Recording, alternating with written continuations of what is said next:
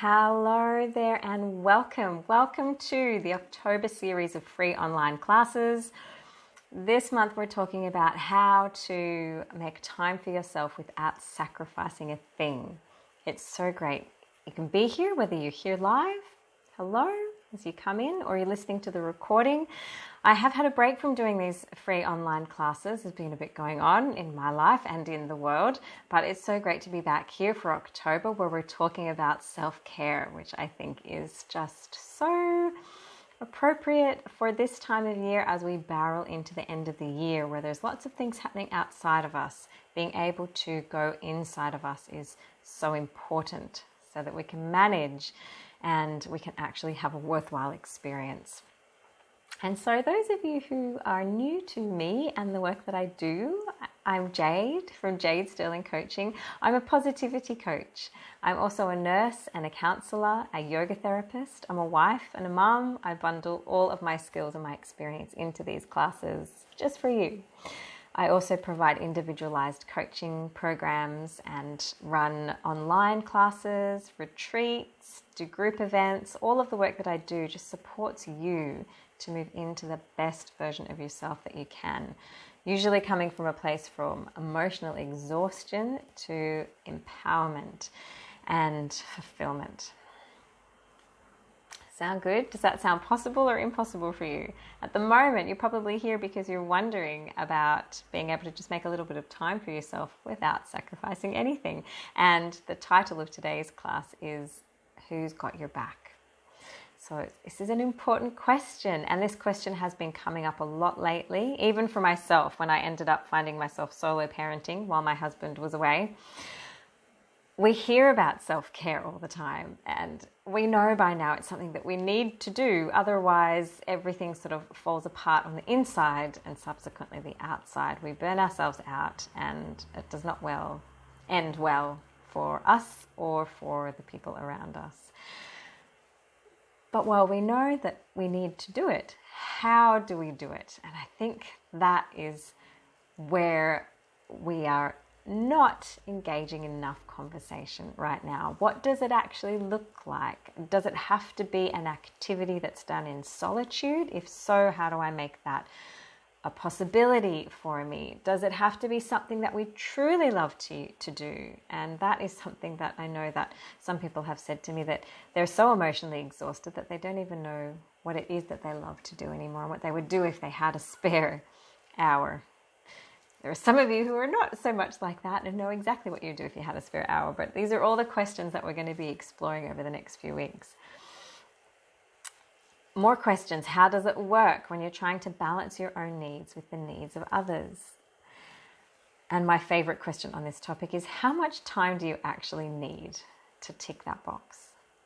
How can I take the time out for myself when I already feel so time poor? These are all great questions, and I'm going to be addressing these questions over the next 4 weeks in these classes. If there are any other questions that come up while you're here, please don't hesitate to type your question into the Q&A, which is open and active. The chat is there too. I won't so much be looking at that. I find I'm not the best multitasker during these things. I'm trying to talk and think at the same time. But feel free to pop any questions into the Q&A. I will go down and have a look throughout the class. If I don't actually address it during the course of the class, then I'll get to it at the end. And if you're actually watching this via the replay, then feel free to shoot me any questions via email. And if you don't have my email, it's support@jadesterlingcoaching.com. That's support@jadesterlingcoaching.com, or one word.com. So I would like to start here today by just dropping in. Oh yes, I can put in the chat, I'll put my email address. support@jadesterlingcoaching.com. There you go. Now you have it. All right, so that was a good moment to now take a pause and let's drop in, because really the focus of today's class, the underlying theme is, where do you start when making time for yourself? Who has got your back? The answer will unfold throughout the class, but primarily it's understanding that you do. You've got your back. And as long as you are nurturing your nervous system, then that is a fundamental foundation to us being able to find what we need and dial down and understand it, and then where we need to move forward from here. So instead of talking about the nervous system regulation and how that works and doesn't work for some or most people, what we're just going to do is we're just going to start for just a quick moment by giving out an exhale out through the mouth, just like you're blowing out a birthday candle. Now, if you're in a position to do so, please stick with me. Just see if you can fix your eyes on a point of focus. In yoga, we call this a drishti, a point of focus for your eyes so they can have just a moment to be still. I'm just going to look at some random spot on my laptop. Now, just have your breath coming and going at its natural rhythm, but keep your eyes as focused as you can, because even just 10 seconds of your eyes being still has a huge impact on dialing down your nervous system. Now, I'm not doing a very good job of keeping my eyes still at the moment because I'm looking between cameras and my drishti. But the point is to understand a small amount of time that is needed to be able to help soften your nervous system. And that is what we're doing here. Just dropping into the body. So stop, check in, supporting our nervous system to be more present. This helps us to be more present with ourselves and subsequently more receptive to the outside world and in our relationships. So you can now soften your gaze. Just go back to watching or listening to me without worrying where your eyes are looking for now. And let's just begin answering the questions that we started with. The first question being, what does self-care look like? What is it really? Now, I found a great definition online where I was actually looking for my own definition, a definition that would resonate with me to be able to unpack and present in this class. And I found on everydayhealth.com a definition that stated self-care is a behavior that promotes health and happiness for you in your life. Now, this particular definition jumped out at me because of the word promote. The word promote caught my attention. A behavior that promotes health and happiness for you in your life. Now, the definition of promote is to actively encourage. So if we can use this language to create our own definition of self-care, it would say, self-care is a behavior that actively encourages the health and happiness for you in your life. Now, I'll just repeat that.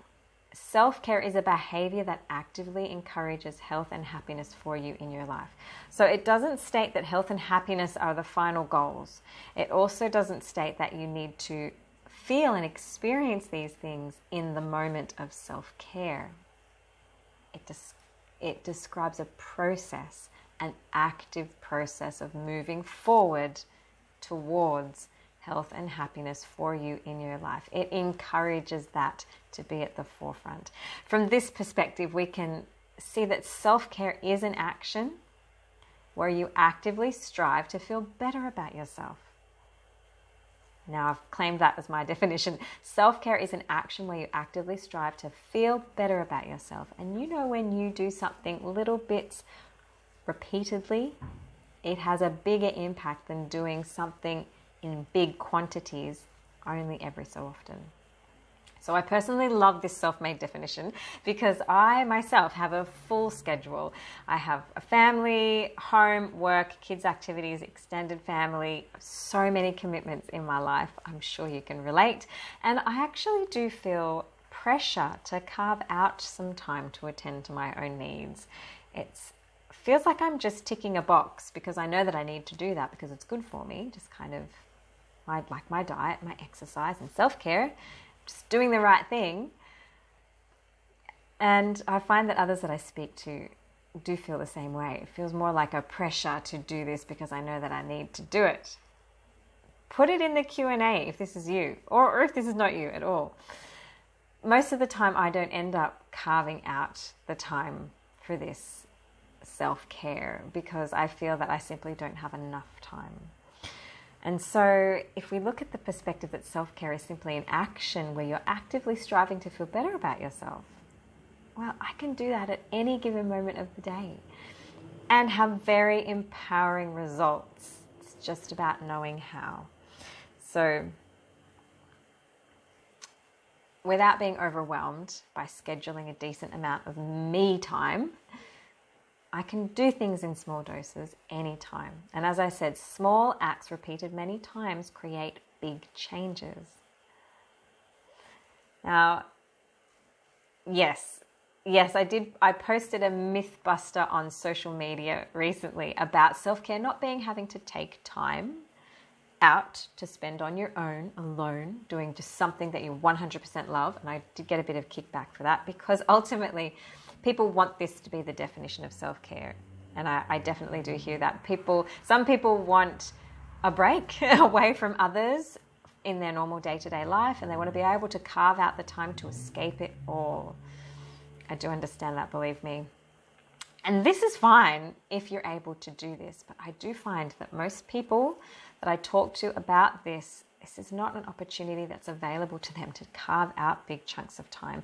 And if you do define self-care as being an activity of blissful solitude and you're unable to engage in such an activity in this way, then this is not a helpful definition for you. It'll be like a goal that you feel that you'll never be able to achieve, and it has a negative effect rather than a positive effect, something to look forward to. It's like something that you just never get to. It's also not a sustainable it's not sustainable to experiencing true happiness because life happens, right? We can't choose what's happening on the outside of us, but we can 100% choose what's happening on the inside of us. So next week I will be teaching you about how your brain works and how you can use it to take any mundane moment in your life and turn it into an opportunity for self-care that comes from this definition of actively encouraging yourself to feel better, and how that can just make magic out of mundane moments of your life. You'll find that the more you do this, the better you feel, and you don't have to change your schedule to do it. Once again, small acts repeated many times create big changes, not big acts done sporadically. So for this week, the topic really is who's got your back, and if you do, how are you going to best support yourself and your nervous system to first of all get into the zone where you can make every moment a moment of self-care. I'm going to share with you a small act of self-care, which is like a way to sprinkle that little bit of magic into the mundane. And I'm going to share with you an exercise that I encourage you to do for the next 5 days. Now, I did share this exercise on social media recently, but regardless of whether you've seen this exercise or you've heard it before, I highly encourage it, if you're here and you want to go on this journey with me, to really look at how you can make the most out of your time without having to take time out and feel good about yourself and your life, where you're going and what you're doing. I highly encourage you to make the space to do this. This kind of exercise will create the space for this work to really come alive with you, and it will be the start of the ultimate act of self-care. So, I want you to take your phone. I've got my phone here and I've got my own alarms in here. Set an alarm to go off 3 times every day. One at 7 a.m., one at 12 p.m. and one at 5 p.m. I've actually got names for my alarms, but you don't have to go that far just yet. Just for now, just make the times 7 a.m., 12 p.m., 5 p.m. So go off every day for the next 5 days at least. When the alarm goes off, I want you to take your thumb and your forefinger, just beneath your nostrils, like you're holding the stem of your favorite scented flower. And inhale through your nose and breathe in the scent of your flower. Now when you exhale, just move your fingers just in front of your mouth. Keep them together and blow, exhale out through the mouth like you're blowing sand off the petals of your flower. Inhale, smell the flower. Exhale, blow the petals. Do this 3 times every time your alarm goes off. Do this for at least 5 days to be able to experience the shift in finding the time just to be with yourself in micro moments. To go within, it only takes 3 intentional breaths 3 times a day. Now I'm going to call this the 5-day breathing experiment. So I hope that you'll join me. Implement it today. Those of you who are here live, start with an alarm at 7 p.m. and watch over the course of 5 days what's happening on the inside. Next week, I'll be talking you through the owner's manual for your brain, how to use it at any moment to access inner peace and joy that you've been seeking outside of yourself. How to find that within by these micro moments of self-care. This will take you further into taking these moments to actively strive to feel better about yourself, which we have established is the ultimate act of self-care. And this multiplies those feel-good emotions on the inside, and that in itself transforms how you experience whatever is happening for you on the outside. Being able to find the moments of self-care and joy in the thick of your day-to-day life is possible. Really makes the experience of life fulfilling and worthwhile. So, who's got you back here? You do. Because life is an internal experience, and if you want life to feel good, you've got to go inside and you have to feel good about yourself, and you have to become your own best friend.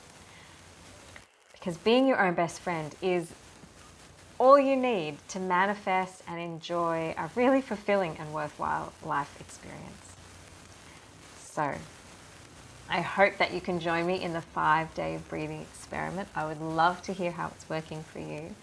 You can at any time send me a DM to social media, Instagram or Facebook, or send me an email to my email address that I put in the chat, support@jadesterlingcoaching.com.